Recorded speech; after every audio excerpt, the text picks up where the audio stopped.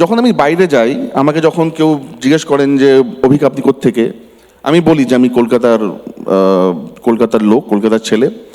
এবং যখন জিজ্ঞেস করি যে বাঙালি বলতে তোমাদের মনে কি কি চিহ্ন বা ধারণা ফুটে ওঠে, একটা তো ফুটবল অবশ্যই, একটা রসগোল্লা, আরেকটা হচ্ছে গান বাজনা নাচ আছে।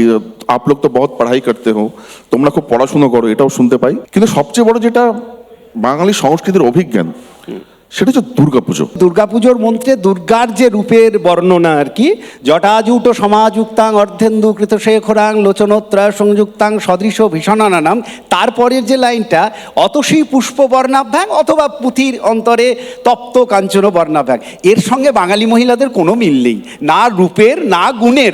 ওই রকম দাপুটে কোঁচকানো কোঁচকানো জটা চুল বা ওই রকম ভয়ঙ্কর আমি খুঁজে পাই না, বা লক্ষ্মী বা সরস্বতী, এই দুই রূপের সঙ্গেও কিন্তু বাঙালি মহিলাদের কোনো মিল নেই। মানে সেদিক থেকে যদি বলো, আমাকে যদি বলো গণেশের সঙ্গে বাঙালি কালচারের একটা মিল আছে, একটা ছোট্ট ভুঁড়ি আছে, বুদ্ধিমান, পড়াশোনা করে।